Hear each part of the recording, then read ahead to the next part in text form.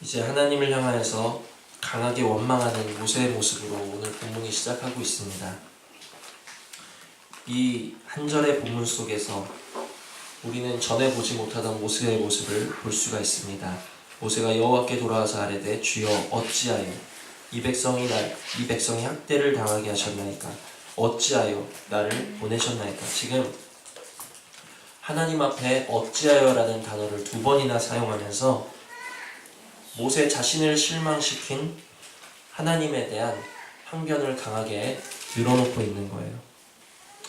하나님의 말씀대로만 하면 내 백성들의 상황이 좋아질 줄 알았는데, 하나님께서 말씀을 전하면 내 백성들을 금방 애굽에서 끌어내실 줄 알았는데, 미디안 강에서 40년이라는 세월을 도피하던 그 모세를 불붙는 떨기나무를 통해서 하나님께로 이끄시고 확실한 말씀을 들려주심으로 어떤 하나님에 대한 어떤 신뢰를 주시고 또 이적을 통하여서 하나님을 믿게 하셨는데, 막상 하나님의 말씀을 들고 가서 서보니까 바로는 더 완악하여지고 상황은 더 안 좋아지고 이스라엘 백성은 모세를 원망하게 되는, 그 지금에 처한 모든 상황은 모세가 예상했고 기대한 것이 전혀 아니었습니다. 모든 것이 자신의 기대와 상황과 다르게 흘러가니까 모세는 크게 당황하기 시작했고 또 실망하기 시작했고 하나님께 항변하고 있는 것이 바로 오늘의 본문입니다.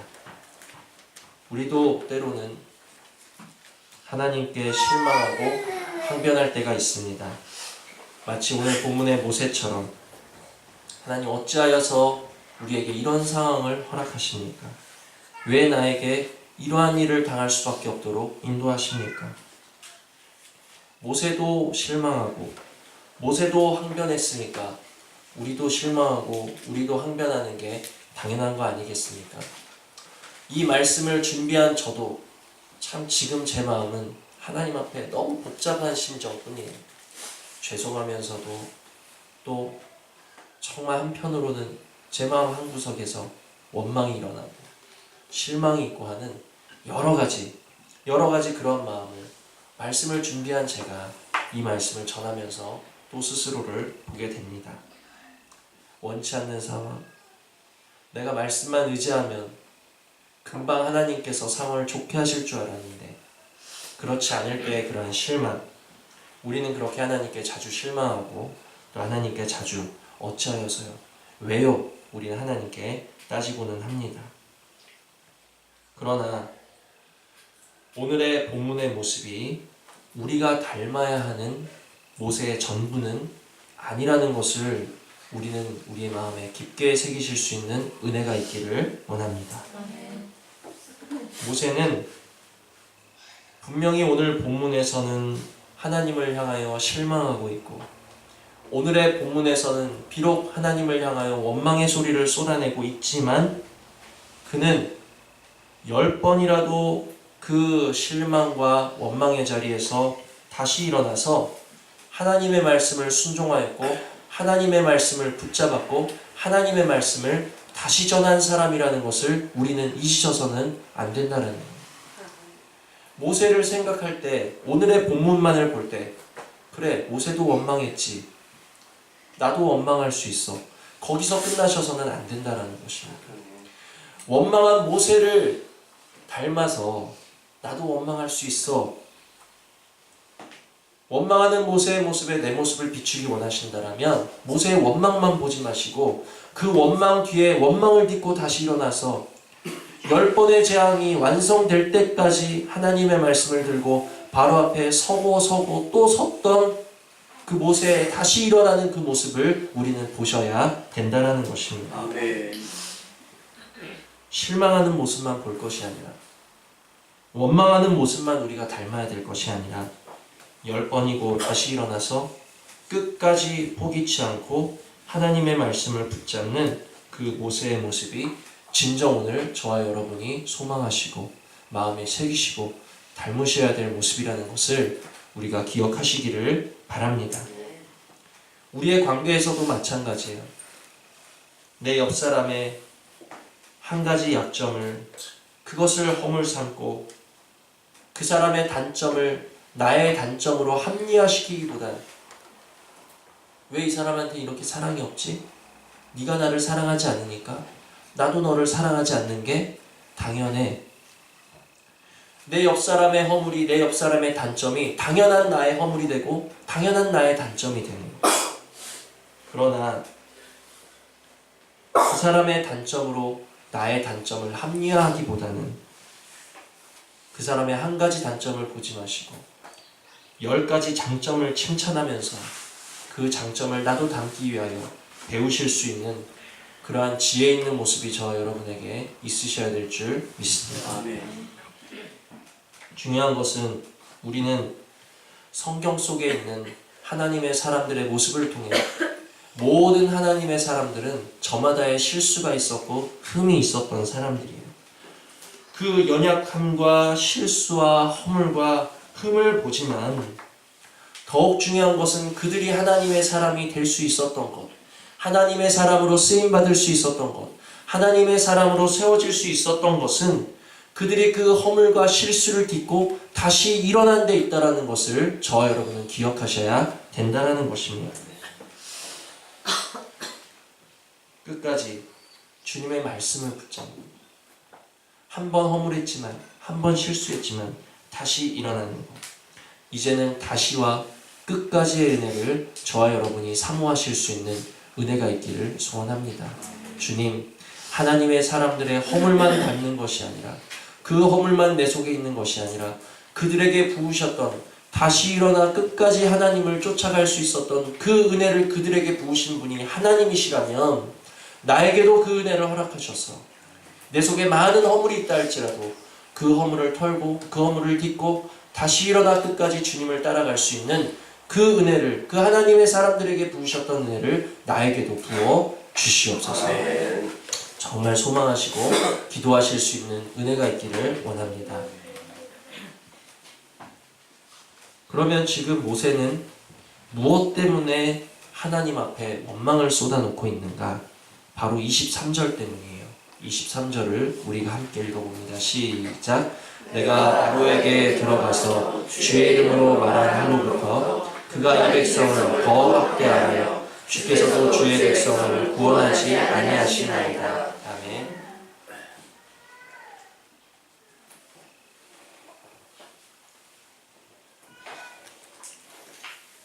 아까도 말씀드렸지만 모세에게 보여진 것은 평범한 것이 아니었어요.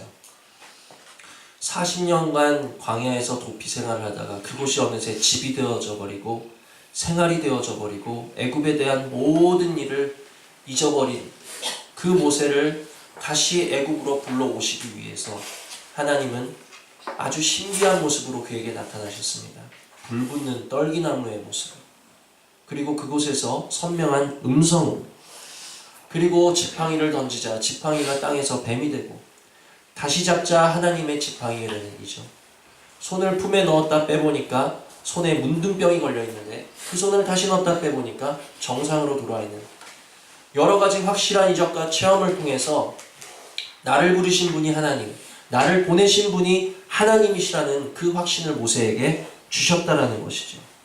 그 확신 가지고 하나님이 주신 그 확실한 음성 가지고 내가 바로에게 서기만 하면, 내가 내 백성 이스라엘 앞에 서기만 하면 바로는 내 백성을 풀어줄 것이고 모세는 그 백성을 데리고 이끌고나 약속의 땅으로 건너갈 그 꿈과 기대에 부풀어 있었습니다. 그런데 6절에서 9절을 보시면 바로가 그날에 백성의 감독들과 기록원들에게 명령하여 이르되 너희는 백성에게 다시는 벽돌에 쓸 집을 전과 같이 주지 말고 그들이 가서 스스로 집을 짓게 하라. 또 그들이 전에 만든 벽돌 수요대로 그들에게 만들게 하고 감하게 말라. 그들이 게으름으로 소리질러 이르기를 우리가 가서 우리 하나님께 제사를 드리자 하나니 그 사람들의 노동을 무겁게 함으로 수고하게 하여 그들로 거짓말을 듣지 않게 하라. 이것이 모세가 하나님의 음성을 듣고 하나님의 음성을 전했을 때 일어난 현상이었다는 거예요. 상황이 더 안 좋아졌죠. 더 안 좋아진 게 아니라 큰일 났습니다. 큰일이 난 거예요. 하나님의 말씀 때문에 큰일이 난 거예요. 바로는 더 완악해지고, 또 21절을 보시면 그들에게 이르되 너희가 우리를 바로의 눈과 그의 신하들의 눈에 미운 것이 되게 하고 그들의 손에 칼을 주어 우리를 죽이게 하는도다. 여호와는 너희를 살피시고 판단하시기를 원하노라. 바로는 하나님의 말씀을 전했을 때 하나님이 이스라엘을 원하신다라고요? 데리고 가세요, 이게 아니라 더 완악해져 버리고, 또 하나님의 백성들, 이스라엘 민족들은 그들이 받는 압제와 고통이 더 중하여진 것을 보고 모세와 아론을 원망하기 시작했다라는 것입니다. 그 광경을 보면서 모세는 하나님 앞에 원망할 수밖에 없었어요. 하나님, 분명히 하나님의 말씀이었는데, 분명히 하나님의 말씀을 전했는데, 분명히 하나님의 말씀을 그들이 들었는데, 하나님의 말씀 때문에 왜 이런 일이 일어납니까? 우리도 이 23절과 같은 상황을 자주 겪습니다.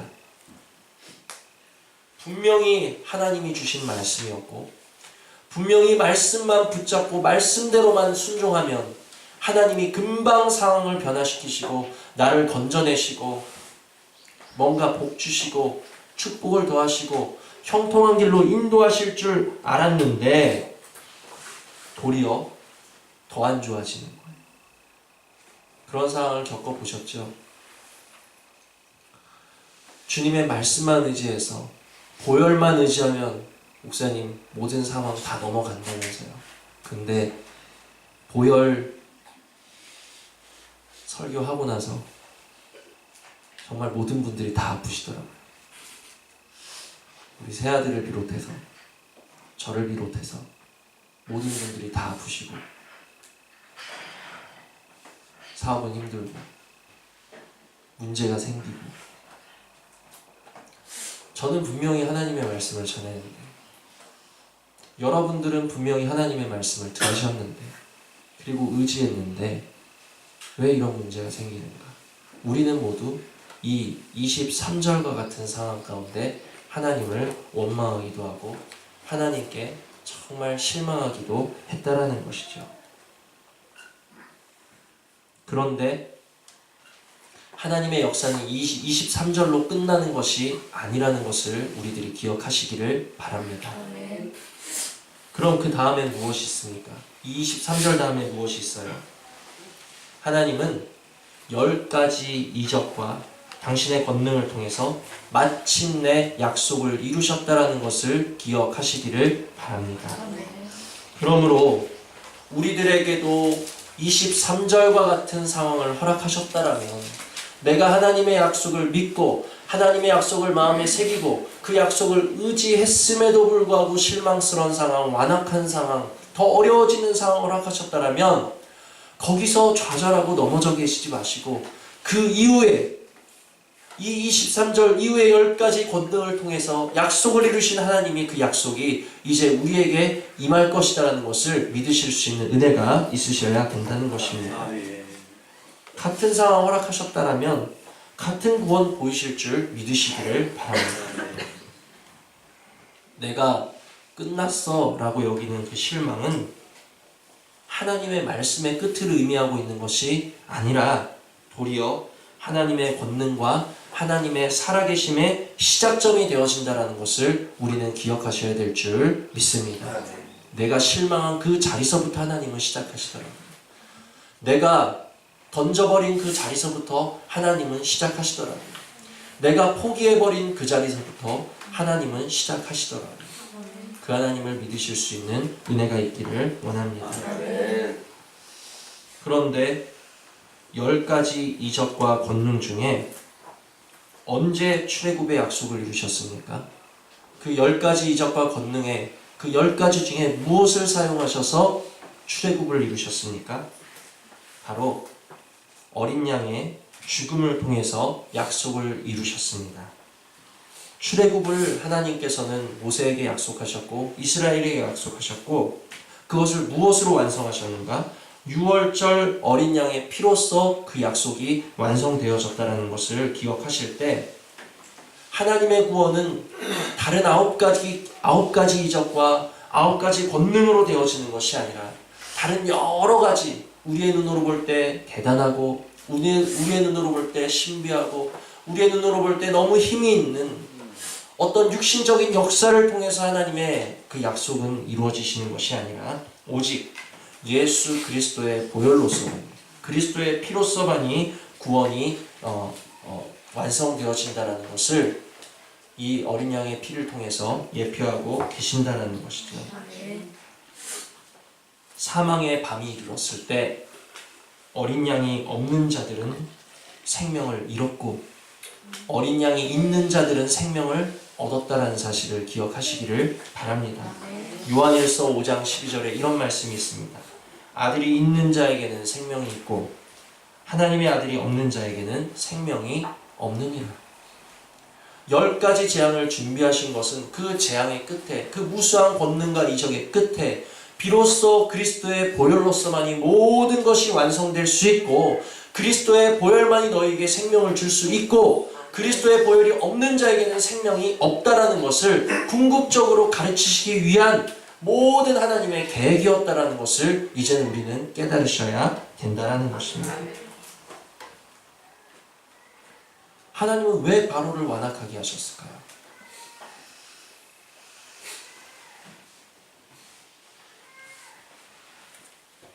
(4장 21절을) 보시면 바로의 완악함은 바로의 것이 아니었습니다. 21절 여호와께서 모세에게 이르시되 내가 애굽으로 돌아가거든 내가 내 손에 준 이적을 바로 앞에서 다 행하라. 그러나 누가요? 내가 그의 마음을 어떻게 완악하게 한즉. 바로의 마음이 완악한 것은 바로의 것이 아니었다라는 거예요. 바로 스스로가 완악하게 군 것이 아니라 바로의 마음에 완악하도록 하나님이 그 완악함을 허락하셨다라는 것을 우리는 알 수 있습니다. 하나님은 왜 바로를 완악하게 하셨을까? 처음부터 그냥 하나님은 모세가 찾아가서 내 백성을 풀어주시오 할 때 얼마든지 놔줄 수 있게 바로의 마음을 만지실 수 있었던 분이라는 거예요. 그런데 바로의 마음을 완악하게 하신 이유는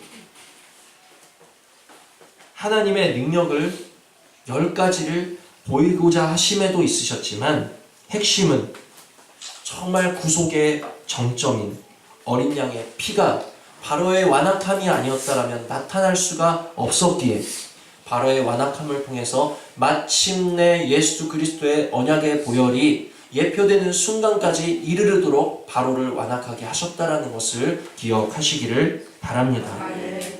그러면 지금 제가 드린 이 말씀이 예수 그리스도의 피가 어떻고 바로의 완악함이 어떻고 이게 뭐가 저와 여러분에게 중요한 것인가? 이제 우리에게 말씀을 대입해 보자면 우리를 둘러싼 상황이 완악해지십니까? 내가 하나님의 말씀을 분명히 믿음으로 믿고 의지하고 소망하고 기대하고 그 말씀대로 살고자 함에도 불구하고 나를 둘러싼 상황이 점점 완악해지십니까? 내가 하나님의 말씀을 아무리 의지하고자 해도 자꾸만 그 일들이 실망으로 마무리되고 있으십니까?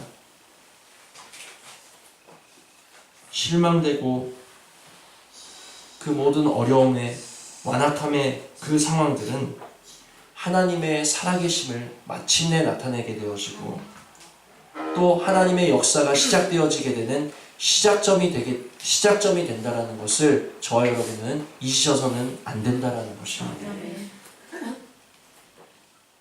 예수님께서 어찌 내가 말한 것이 떡에 관한 것이 아닌 것을 알지 못하느냐라고 말씀하셨잖아요.